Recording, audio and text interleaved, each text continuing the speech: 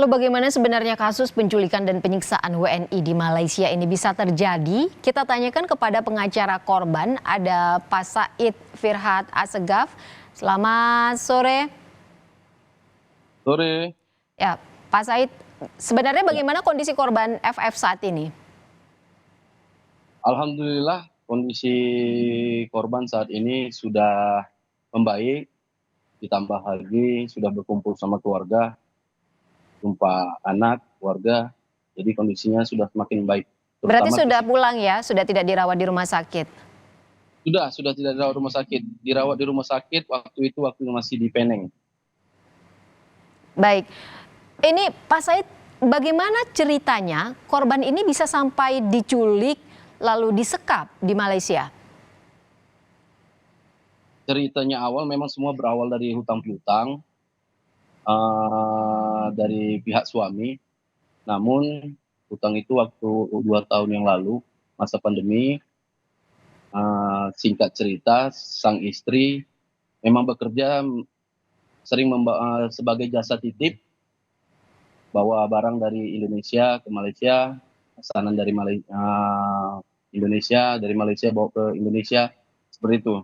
Dan dapat kabar sang istri berangkat ke Malaysia di tanggal 6, nah disitulah awal mulanya.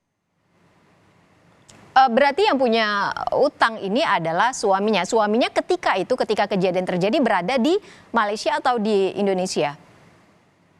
Macam mana Mbak? Ulangin. Ini kan ceritanya awalnya berawal dari utang si suami korban. Ketika kejadian terjadi penculikan dan penyekapan, suaminya berada di mana, Pak Said?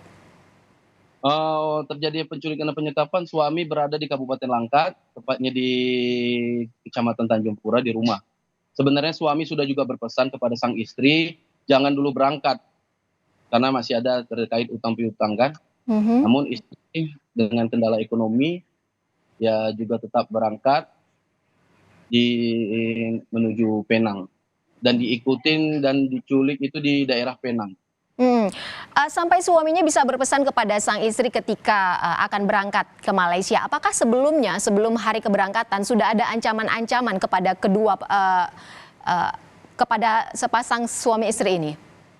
Kalau ancaman tidak ada karena sang suami sebelum terjadinya ini beberapa tahun kemudian itu sudah beberapa tahun sebelumnya itu sudah sempat membayar.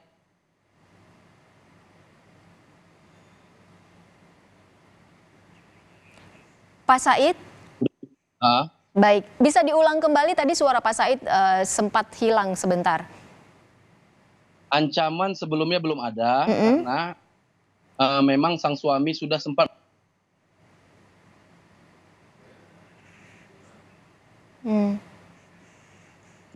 sudah sempat membayar pokok dari hutang piutang tersebut. Jadi tidak ada ancaman-ancaman, namun sang suami ada kekhawatiran karena memang belum membayar melunasi bunga dari hutang piutang tersebut gitu. Pak Said, siapa sebenarnya pelaku yang mengotaki penculikan korban ini? Ya Mbak? Siapa sebenarnya pelaku yang mengotaki penculikan ini? Pelakunya berinisial Acun, ya memang bekerja sebagai alung. Kalau kita di sini kita sebut sebagai rentenir lah. Berarti sebenarnya pelaku dan korban memang sudah mengenal sebelum kejadian terjadi? Ya mengenalnya itu melalui salah satu teman pelaku yang ada di Malaysia juga, warga negara Indonesia, yang menyarankan untuk mengambil pinjaman ke pelaku gitu Mbak. Lalu seperti apa kelanjutan penanganan kasus ini, Pak Said? Alhamdulillah saat ini pihak kepolisian di Raja Malaysia menanggapi dengan serius perkara ini, dan dari 14 pelaku, 9 dari 14 tersebut sudah ditetapkan sebagai tersangka, dan kemungkinan ancaman hukuman itu seumur hidup 40 tahun, dikarenakan memang di Malaysia saat ini sudah tidak membenarkan lagi adanya hukuman mati. Pak Said, Anda mengatakan ada 14 pelaku. Ke-14 pelaku ini yang melakukan penculikan dan penyekapan kepada korban? Ya, benar Mbak. Ada 9 yang sudah dijadikan tersangka, 5 lainnya? 5 lainnya masih dalam proses hukum, dan memang kita serahkan benar-benar ke kepolisian di Raja Malaysia, Mbak. Mhm.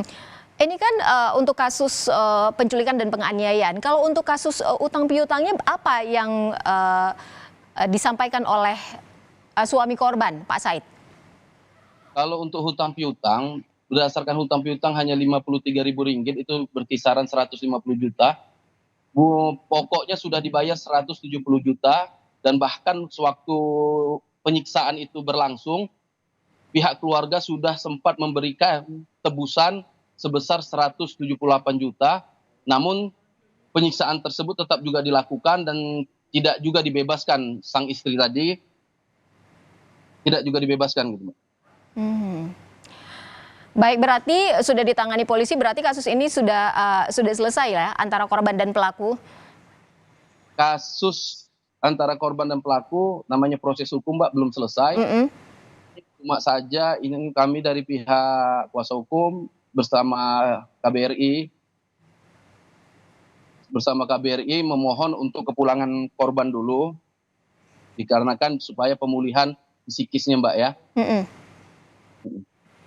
Baik, terima kasih banyak Pak Said Firhat Assegaf sudah bergabung bersama kami dalam Indonesia Update. Semoga korban Ibu FF segera sembuh dan kasus ini juga bisa selesai dengan sesuai yang diinginkan oleh pihak korban. Terima kasih banyak sudah bergabung. Selamat sore.